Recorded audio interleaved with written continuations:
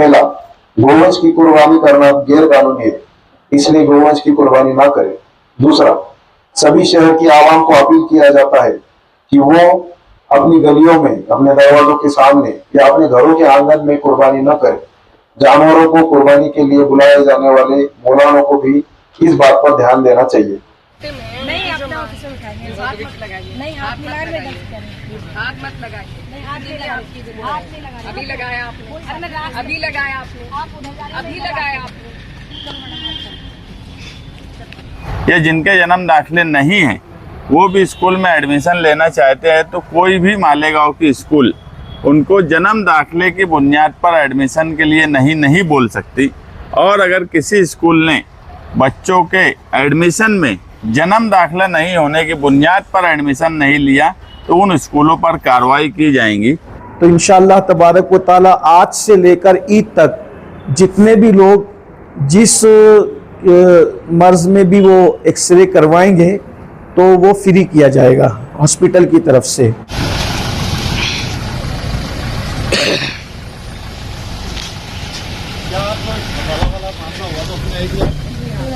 तो क्या बातचीत हुई थी आपकी? हम कारागारी खुलवा देगा जी? नहीं, अपना ऑफिसर उठाइए, हाथ मत लगाइए, नहीं हाथ मिला रहे हैं, हाथ मत लगाइए, नहीं हाथ नहीं लगाइए, हाथ नहीं लगाइए, अभी लगाया आपने, अभी लगाया आपने, अभी लगाया आपने। तो क्या कहना चाहेंगे मैडम, क्या तानाशाही हो रही है? देख ही रहे हैं आप, अगर एक सांसद एक पीड़ित परिवार के साथ डीआईजी से मिले और डीआईजी पीड़ित परिवार को उनके सामने कहे कि जाइए जो हमें करना है हम करेंगे, तो ये तानाशाही है। और फिर हमें यहाँ लाया गया है महिला थाने में। चलो ना आगे आगे, मेरे हाथ की लगा रही तो व्हाइट पट्टी के अंदर थे, आपकी पार्किंग पे, आपके गेट पे खड़ा होना भी गुनाह है, आपके गेट पे खड़ा होना भी गुनाह है। आप पीड़ित आपके पास फरियाद लेके आ सकता है या नहीं, आप ये बता दो। सबको कमजोर समझ रखा है आपने, क्या करोगे? गोली चला दोगे, फांसी दे दोगे? दो, हद कर दिए। तरीके से किसी को बात करना नहीं आता है। इस जनता की ही तनख्वाह मिलती है आपको, इनकी नौकरी पे हो आप, हम आपकी नौकरी पे नहीं है।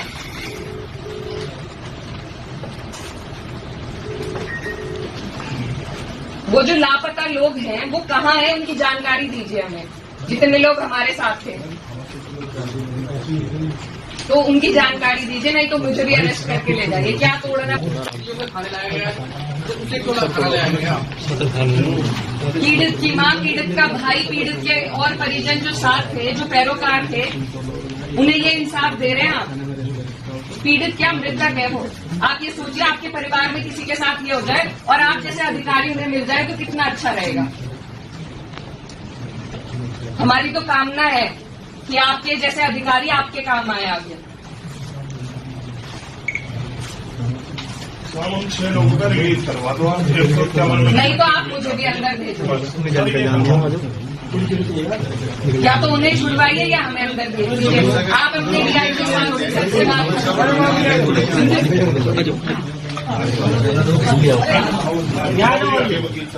आपकी तो इंसानियत मर चुकी है, हमारी नहीं मरी है। मुस्कुराइए मत, मुस्कुराइए मत। अरे उन्हें देख के मुस्कुरा रहे हैं आप, मुस्कुराइए मत। बिस्मिल्लाहिर्रहमानिर्रहीम, अस्सलातु वस्सलामु अलैका या सय्यदी या रसूल अल्लाह व अला आलिका व अस्हाबिका या सय्यदी या हबीब अल्लाह सल्लल्लाहु तआला अलैहि वसल्लम। आज 20 मई 2026 को अल्हम्दुलिल्लाह सुन्नी दावत इस्लामी के ज़ेर एहतमाम चलने वाला हमारा हॉस्पिटल गरीब नवाज़ हॉस्पिटल में आज मुखय्यर कौम मिल्लत हाजी अब्दुल मजीद साहब बखार वाला, उनके दस्ते मुबारक से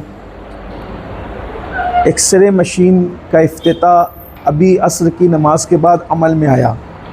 अल्हम्दुलिल्लाह, जैसा कि आप सब जानते हैं कि गरीब नवाज़ हॉस्पिटल में जो 50 बेड का हॉस्पिटल है और हमारी ये कोशिश है कि एक छत के नीचे सारे इलाज किए जाएं।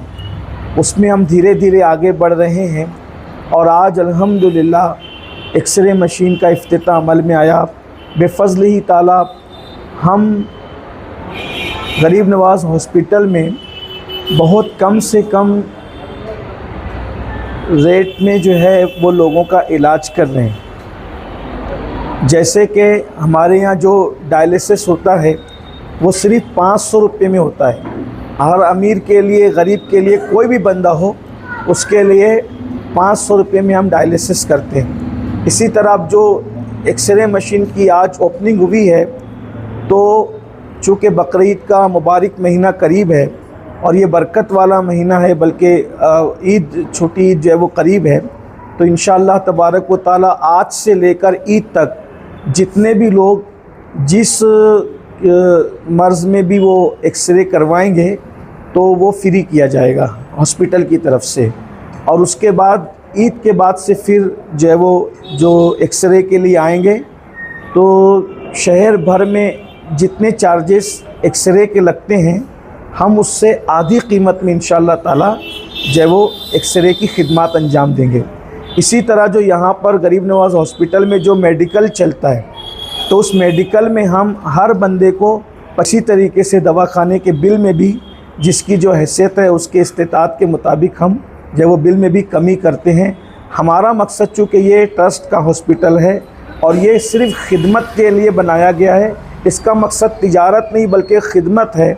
इसलिए हम लोग अल्हम्दुलिल्लाह अमीर हो, गरीब हो, छोटा हो, बड़ा हो, मुस्लिम हो, गैर मुस्लिम हो, किसी भी मज़हब का आदमी हो, हर इंसान के लिए इसके दरवाज़े खुले हुए हैं और जो भी आएगा हम उसका इलाज यहाँ कम से कम कीमत में करेंगे। अल्हम्दुलिल्लाह जब वो डिलीवरी नॉर्मल होती है उसमें भी बहुत कम से कम जो वो बिल बनाया जाता है। इसी तरीके से जो वो अगर सीज़र की ज़रूरत पड़े, पहले तो कोशिश की जाती है कि सीज़र से बचा जाए, लेकिन अगर सीज़र की ज़रूरत पड़े तो सीज़र भी जो वो दूसरे जो हॉस्पिटल्स हैं, हमारा किसी से कंपटीशन मुकाबला नहीं है, हम किसी के मुकाबले में खड़े हुए नहीं हुए हैं, हम सिर्फ कौम की खिदमत के लिए खड़े हुए हैं। इसलिए हम जो वो कम से कम कीमत में इलाज कर रहे हैं और मज़ीद ये सिलसिला इंशाल्लाह चलता रहेगा। में 15% डिस्काउंट है सब के लिए और जो नॉर्मल डिलीवरी है उसमें 5000 रुपये में नॉर्मल डिलीवरी हो जाती है यहाँ पर। और इसी तरीके से सीज़र वगैरह भी जो है और दीगर हॉस्पिटल के मुकाबले में कम से कम में यहाँ पर होता है। सभी को मेरा प्रणाम, नमस्ते। और आपने काफ़ी अच्छा शेयर बोला मेरे लिए, तो मैं काफ़ी आभारी हूँ आपका।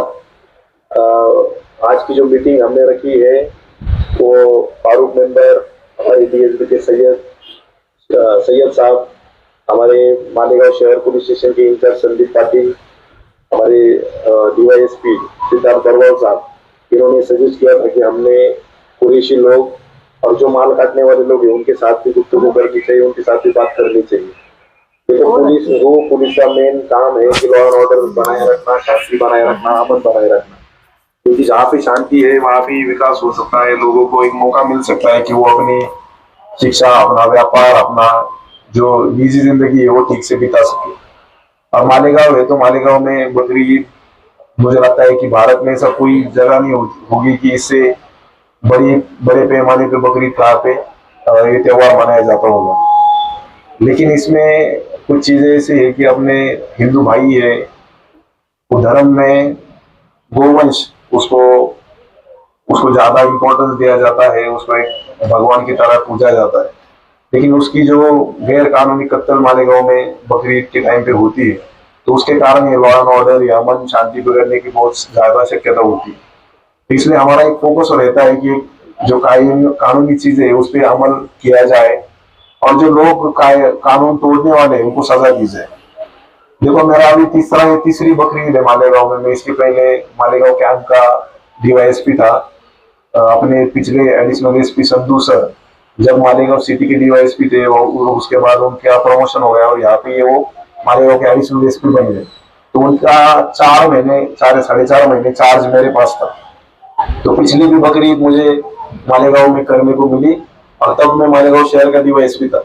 तो आप देख रहे होंगे कि पिछले बार मेरा मेजर फोकस यही था कि कैसे जो लोग कायदा कानून तोड़ रहे हैं उनके ऊपर हम कार्रवाई करते थे, उनको अरेस्ट करते थे, उनको तड़ीपार करना वगैरह चीजों पे हम ज्यादा ध्यान देते थे।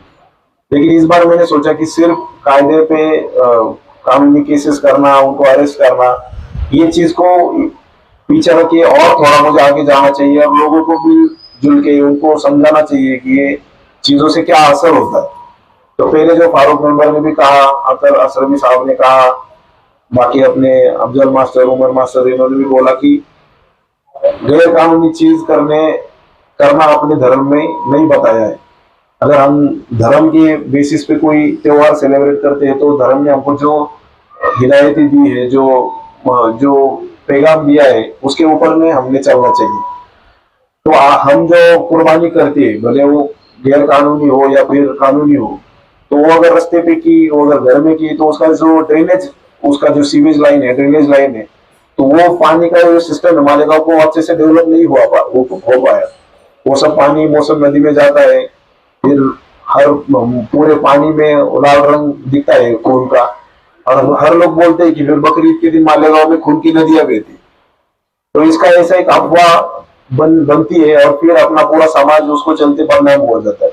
अब लोग बोलते हैं कि आधे गोवंश करते ये होता है, वो भी होता है, लेकिन भले हम कानूनी भी करें तो लोगों को बाहर ऐसा लगेगा कि मालेगांव में खून की नदियां गई, उसमें गोवंश करा। तो इसलिए मेरा पहला आपको सबको निवेदन है, मेरी सूचना है, मेरी विनती है कि आप गोवंश ये गैर कानूनी है, ये काटना, इसको हिंदू धर्म के लोग बहुत पूछते हैं और इसमें रीतसर कानून भी है, तो हमने वो चीज नहीं करनी चाहिए। दूसरी चीज है कि खुले जगह पर उसका कुर्बानी करना, फिर वो घरों में हो या फिर रस्तों में हो, वो कुर्बानी करना। तो देखो, हमने इस बार सिर्फ कानून करेंगे, लोगों पे कार्रवाई करेंगे, हम पेपर लीक करेंगे, इसके ऊपर चलते हुए हमने इस बार सर्वे किया। इसके पहले इस्लामपुरा, कमालपुरा, ये एरिया में कभी स्लॉटर हाउसेस नहीं होते थे, लेकिन हमने इस बार नए 11 स्लॉटर हाउसेस यहाँ पे बनाए हैं, जिसके कारण आपको आपके नजदीकी एरिया में उसका एक्सेस मिले, आप वहां पे जाके वो काट सको, वो कुर्बानी कर सको। वहां पे सब फैसिलिटीज रहेंगी, पानी, लाइट, वो अच्छे से वहां पे रीति होनी चाहिए। वो जो सीवेज, मतलब वो वेस्टेज जो उसे बनता है, वो भी उठाने के लिए कचरे वाले लोग रहने चाहिए, उसका ट्रांसपोर्टेशन सिस्टम, सभी चीजों का इस बार ध्यान रखा है। तो मेरे सभी से गुजारिश है कि आपने वो स्लॉटर हाउसेस का इस्तेमाल करना है। हमने इस बार ये पैम्पलेट में बनाए है सबके लिए, और ये 8-10 हजार पैम्पलेट हम रुकना चाहिए क्या? कितनी देर चलेगा? इस बार हमने ये पैम्पलेट भी प्रिंट किए हैं जो हम घर घर बांटने वाले हैं। मतलब इसमें पुलिस में वाले भी लोग रहेंगे, नगर सेवक भी रहेंगे और महानगर पालिका के भी कर्मचारी या फिर वार्ड ऑफिसर हमारे साथ रहेंगे। तो आप समझ सकते हो कि पिछले कई सालों में जब भी बकरीद हुई है, पुलिस वालों ने कभी ऐसा काम किया नहीं, लेकिन हर कॉमन पब्लिक, मतलब सामान्य नागरिक को ये चीजें समझनी चाहिए, उन तक ये मैसेज जाना चाहिए, इसलिए हमने ये भी किया है। तो मैं 2 मिनट में पढ़ता हूँ आपके लिए। नासिक ग्रामीण जिला पुलिस दल हिदायत बढ़ाए, ईद उल अजहा बकरी ईद 2026। नासिक ग्रामीण पुलिस ने ईद उल अजहा बकरी ईद त्योहार के मौके पर शहर की आवाम के लिए जरूरी हिदायतें जारी की है और आवाम से त्योहार को शांतिपूर्वक मनाने के लिए कुछ निर्देशों का पालन करने की अपील की है। पहला, गोवंश की कुर्बानी करना गैर कानूनी है, इसलिए गोवंश की कुर्बानी ना करें। दूसरा, सभी शहर की आवाम को अपील किया जाता है कि वो अपनी गलियों में, अपने दरवाजों के सामने या अपने घरों के आंगन में कुर्बानी न करें। जानवरों को कुर्बानी के लिए बुलाए जाने वाले मौलानों को भी इस बात पर ध्यान देना चाहिए। 3, मालेगांव महानगर पालिका ने कुर्बानी के लिए जो बुचड़खाने, टेम्पररी स्लॉटर हाउसेस बनाए हैं, वही कुर्बानी के लिए जानवर ले जाकर कुर्बानी करे। 4, शहर में साफ सफाई कायम रहे, इसके लिए कुर्बानी के जानवरों के अंग बिना इस्तेमाल वाले हिस्से को कॉर्पोरेशन के गाड़ियों में ही डालें। किसी भी गाड़ी, चौराहे और रस्तों पर या नाली के किनारे खुले मैदान में न फेंके। 5, शहर को साफ रखना हर शहरी की जिम्मेदारी है। कुर्बानी के जानवर का खून, खाल या बचे हुए मांस के टुकड़े किसी भी नाली में न डाले और कुर्बानी की जगह को तुरंत साफ करें।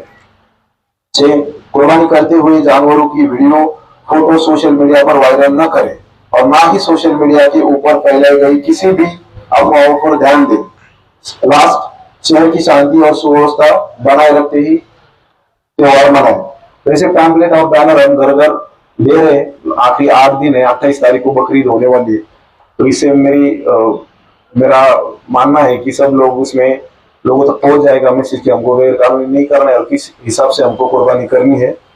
तो आप लोगों ने पुलिस डिपार्टमेंट का हमेशा मदद की है, हमेशा सहायता की है, और मुझे यकीन है कि अगर हम एक दूसरे से अगर मिल सके, हमारा मैसेज एक दूसरे तक जा सके, हमारी गुफ्तगू हो सके, तो हर एक चीज मुमकिन है मालेगांव में। तो इस बार मेरी ख्वाहिश है कि मालेगांव में गोवंश की हत्या ना हो, बिल्कुल कायदे कानून की कायदा कानून संभालते हुए बकरीद आनंद से सेलिब्रेट होनी चाहिए। दूसरा एक मुद्दा, मैं जब से मालेगांव का चार्ज लिया हुआ है एडिशनल एसपी का, तब से जो जो लोग मुझे मिलने आते हैं तो वो बोलते हैं कि गांव में नशा बहुत बढ़ गया है, छोटे छोटे बच्चे नशा करते हैं, कुत्ता गोली, बाद में वो कोडीन की बोतल, गांजा, एमडी, इसकी चीजें शहर के इस हिस्से में बहुत बढ़ गई है। तो आज बहुत सारे लोग जमे यहाँ पे, तो इसका एक फायदा लेते हुए मैं ये चीज कहना चाहूंगा कि देखो, जितनी पुलिस की जिम्मेदारी है उतनी शहर में रहने वाले लोगों की भी ये जिम्मेदारी।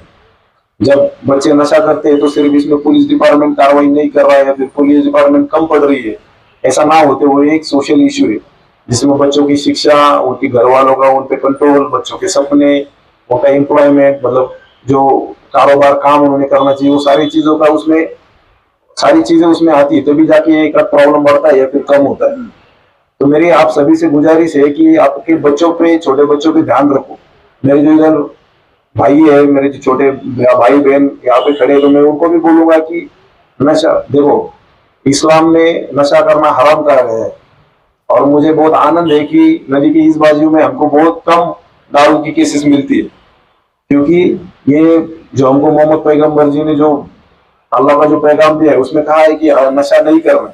तो लोग दारू को नशा नहीं मानते, वो दारू को नशा मानते तो वो करते नहीं है, लेकिन बाकी चीजें यहाँ पे बहुत आसानी से बिक जाती है। मतलब हमको ऐसा है कि मोहम्मद साहब ने अगर ऐसा बोला कि ये चीज मत करो, तो सिर्फ वही चीज नहीं करनी, बाकी चीजें उन्होंने करने को बोला, ऐसा हमारा समझ होता है, लेकिन ऐसा नहीं है। बहुत सारी गुटखा अभी किसी भी छोटा 11, 12, 10 साल का या फिर 20 साल का बच्चा देगा तो वो गुटखा चावते घूमता है। तो ये भी एक नशा ही है, वो ना करे, और ये देखने की जिम्मेदारी अपने माँ बाप की, मुझे लगता है। मैं आज इतना बड़ा एडिशनल एसपी बन गया, मैं आज भी कभी घर पे छुट्टी को गया, 2-4 महीने में कभी कभार छुट्टी मिलती है तो घर पे गया, तो मेरे पिताजी मुझे रात के 10 बजे फोन करते कि बेटा तो कहाँ पे घूम रहा है, तू घर पे आ जा। मतलब उनके लिए मैं अभी उतना ही बच्चा हूँ कि उसको कुछ तो हो सकता है, उसको कुछ प्रॉब्लम हो सकता है बाहर। हालांकि इधर मालेगांव के 18 पुलिस स्टेशन मेरे अंदर है, लेकिन ये जो बात की, ये जो चिंता है, ये हर एक को होनी चाहिए। अभी रात में हम 11 बजे मालेगांव बंद करते, आप देखते होंगे कि जब से चार्ज लिया तब से 11 बजे से लेकर 12:30 बजे तक हम पूरा मालेगांव जो रास्ता बना है वो बंद कर देते। लेकिन मैं तब देखता हूँ कि बहुत सारे 18 उम्र से भी कम बच्चे ट्रिपल सीट बेल्ट की गाड़ियां चलाते हैं, किसी भी चाय की टपरी पे बैठे हुए होते, कोई भी गली मोहल्ले में घूमते, और उसी टाइम में मैं शाश्वत हूँ, मतलब मुझे पता है कि उस टाइम पे उसके माँ बाप घर पे सो रहे होंगे। तो एक लूज कंट्रोल का एक सिंबल है, सिम्टम है। तो मुझे लगता है ये भी हमने देखना चाहिए कि अपने बच्चे क्या करते हैं, स्कूल में टाइम से जाते नहीं, पढ़ाई करते नहीं, अपने टीचरों को मिलना, उनसे बात करना कि मेरा बच्चा कैसा कर रहा है। उनको सपने देने चाहिए कि मालेगांव से ऊपर भी एक बढ़कर दुनिया है, आप बाहर जाओ, पढ़ो लिखो, गवर्नमेंट जॉब में जाओ, IAS IPS बनो, डिप्टी कलेक्टर बनो, तहसीलदार बनो, तब जाके हम बड़ी पैमाने पे समाज की सेवा कर सकते हैं। तो मुझे लगता है ड्रग्स के ऊपर काम करना भी मेरे टेन्योर का एक प्रायोरिटी रहेगा, लेकिन उसके लिए आप सभी का उसमें सहकार्य चाहिए। आप अपने बच्चों पे ध्यान दो, खुद की भी सेहत पे ध्यान दो, और आती बकरीद हम बहुत ही आनंद से, उत्साह से मनाएंगे। कोई भी गैर कानूनी चीज नहीं होगी, इसका हम आज प्रतिज्ञा लेंगे। लेकिन इसके चलते मैं एक और चीज बोलना चाहता हूँ, पुलिस वाला हो तो पुलिस वाली चीजें बोलूंगा कि अगर मुझे बकरीद के दिन ऐसा दिखता है कि इतना बोल के भी पर्सनली घर पे जाके पैम्पलेट बांट के, जहाँ पे कभी स्लॉटर हाउसेस बने नहीं थे वहां पे 11 स्लॉटर हाउसेस बना के भी लोग रास्ते पे या फिर घर पे कत्ल कर रहे, तो उस टाइम पे मैं स्ट्रिक्ट से स्ट्रिक्ट एक्शन लूंगा। मेरे लोग पूरे गली मोहल्ले में उस टाइम पे घूमते रहेंगे, और यहाँ पे ड्रोन कैमरा से हम सर्वे करने वाले। ड्रोन कैमरा मतलब जो हवा में ऊपर घूमता है, जो अपने शादी ब्याह में देखा होगा, तो हमने हर एक पुलिस स्टेशन के लेवल पे वो ड्रोन कैमरा मंगवा लिया है, और उससे हम सर्वे करेंगे। और उसमें हमको अगर दिखता है कि कोई कानून तोड़ रहा है तो उस पर कानूनी कार्रवाई करना, ये भी मेरा काम है। तो आप सभी लोग इतने देर समय तक बैठे रहे, हमारी बात सुनी, पुलिस का जो मैसेज है आप तक पहुंचा, इसके लिए मैं आपसे तहे दिल से शुक्रिया करना चाहता हूं। और आगे भी पुलिस प्रशासन लोगों की सेवा के लिए, उनके खिदमत के लिए है, जो भी कानूनी हमको काम दिए गए हम जरूर करेंगे। और शहर में अमन शांति और विकास कैसा होगा इसके लिए हम इसके ऊपर हमारा फोकस है। Thank you. जन्म दाखिले को लेकर जो एसआईटी बनी थी और उसके बाद जिन लोगों के जन्म दाखिले रद्द किए गए और नए प्रोसेस से जन्म दाखिले देने की कार्रवाई तहसील ऑफिस से होने का नाम नहीं ले रही है और अभी एडमिशन का वक्त है, जून से मई, अप्रैल मई जून में एडमिशन बच्चों के करने की ज़रूरत है। ऐसी बहुत सी शिकायत माइनॉरिटी डिफेंस कमेटी के पास आई कि हमारे बच्चों का 5 साल के बच्चे हो गए, 5.5 साल के बच्चे हो गए, पिछले साल भी एडमिशन नहीं हो पाया, इस साल भी स्कूल वाले एडमिशन नहीं ले रहे हैं। तो तहसीलदार से बातचीत की गई, तहसीलदार ने एओ से बात किया और आज एओ ने एक लेटर निकाला है कि जिन लोगों के जन्म दाखिले रद्द हो गए थे और उनके एडमिशन करने की ज़रूरत है या जिनके जन्म दाखिले नहीं हैं वो भी स्कूल में एडमिशन लेना चाहते हैं तो कोई भी मालेगांव की स्कूल उनको जन्म दाखिले की बुनियाद पर एडमिशन के लिए नहीं बोल सकती। और अगर किसी स्कूल ने बच्चों के एडमिशन में जन्म दाखिला नहीं होने की बुनियाद पर एडमिशन नहीं लिया तो उन स्कूलों पर कार्रवाई की जाएंगी। मैं तमाम ही स्कूलों से गुजारिश करूंगा कि जन्म दाखिला अगर नहीं है, प्रोसेस में है, जिन लोगों का जन्म दाखिला रद्द हुआ है वो भी प्रोसेस में है। हमारे साथ दुश्वारी कॉरपोरेशन में ये है कि हम दुरुस्ती भी 2000 से ज़्यादा की नहीं कर सकते। सेंट्रल गवर्नमेंट का जो रूल है उसके ताल्लुक से आसिफ शेख साहब और हमारी बातचीत हुई है कि 2000 से ज़्यादा की क्वांटिटी कैसे हो उस पर हम लोग कोशिश कर रहे हैं। मगर अभी जिन लोगों के जन्म दाखिले नहीं है उन्होंने फिक्र नहीं करना और अगर कोई स्कूल उनका एडमिशन के लिए मना करती है तो वो माइनॉरिटी डिफेंस कमेटी के जिम्मेदारान से मुझसे राब्ता करें। मैं और हमारे जिम्मेदारान उनकी मदद के लिए तैयार हैं। एक बात तो ये साबित है कि एसआईटी बने 1 साल के ऊपर हो गया, रिपोर्ट सबमिट हुए आज करीब 1 साल होने पे है, मगर अभी तक कोई बांग्लादेशी, कोई रोहिंग्या नहीं मिला। Minority defence committee high court और नीचे ही कोर्ट में केस लड़ते हुए बहुत से लोगों को छुड़ाने का काम की। आज बहुत से लोग आए। किरीट सुमैया को अब ये जांच करना चाहिए कि कौन से धर्म के लोग जन्म दाखिले के मामले में अंदर हैं जेल में, तो उनको ये समझ में आएगा कि सिर्फ मुसलमानों को तकलीफ देने के नियत से किया गया काम आज बरादरान वतन की एक बड़ी तादाद किरीट सुमैया की बेवकूफ़ी की वजह से हिंदू धर्म के मानने वाले बहुत से लोग जेल में जन्म दाखिले को लेकर बंद है। इसकी जांच भी किरीट सुमैया ने करना कि खुद के पांव पर हथौड़ा मारने का काम किया है और आज तक एक बांग्लादेशी मालेगांव में साबित नहीं कर पाए। जिस तरह से मालेगांव शहर में मुस्लिम बच्चों के दाखिले हैं, उसी तरह से ग्रामीण इलाके में आदिवासी जो है वो भी इससे वंचित है। तो ये बात बिल्कुल सच है कि नए जन्म दाखिले, जब से जन्म दाखिले का इशू हुआ है, तहसीलदार मालेगांव के पीछे देवरे मैडम ने ये बात बोली थी कि तुम अर्जी दो, हम वापस देने का काम शुरू करेंगे, मगर किसी वजह से आज उनको छुट्टी पर भेज दिया गया और अभी जो तहसीलदार है वो नए प्रोसेस की तरफ जाना नहीं चाहते। अब वो डरते हैं या क्या वजह है ये मुझे नहीं मालूम, मगर ग्रामीण के भी बहुत से बच्चे जो तहसील ऑफिस से आदेश लेकर बनाते हैं, क्योंकि इसमें आज हम जहाँ पर हैं 2026 में बड़ी तादाद, कोरोना का पीरियड जो 2020 का था उस वक्त बहुत से लोगों ने जन्म दाखिले नहीं बनाए। उस वक्त बहुत से लोग हॉस्पिटल में पैदा हुए, मगर हॉस्पिटल और कॉरपोरेशन या ग्राम पंचायत वहाँ का करस्पॉन्डेंस वो पीरियड में नहीं होने की वजह से बहुत से लोगों के जन्म दाखिले नहीं बने। हॉस्पिटल्स बंद थे, इस वजह से भी 2020 में बहुत से जन्म जो है वो घरों में हुए। ये वो बच्चे हैं। आज मालेगांव शहर में मेरी मालूमात में ऐसे 400 से 500 बच्चे जो मेरी मालूमात में है जो एडमिशन के लिए जिनके सर पर तलवार लटक रही थी। हो सकता है ये तादाद उससे ज़्यादा हो, और पंचायत समिति आदिवासी के बच्चे, या उस वक्त कोरोना के पीरियड में उस ग्रामीण में देहातों में भी यही हाल था कि जन्म तो हो रहे थे मगर नाम नोन नहीं हो पाता था। इसलिए ये बड़ी तादाद जो बच्चों के एडमिशन की है उसका कोई रास्ता निकालने के बजाय सिर्फ एक धर्म को टारगेट करने के लिए सब लोगों को परेशान करने का काम जो किरीट सोमैया के बोलने पे बीजेपी सरकार कर रही है, इससे कहीं ना कहीं सभी लोगों को नुकसान हो रहा है और सभी धर्म के मानने वालों को तकलीफ हो रही है।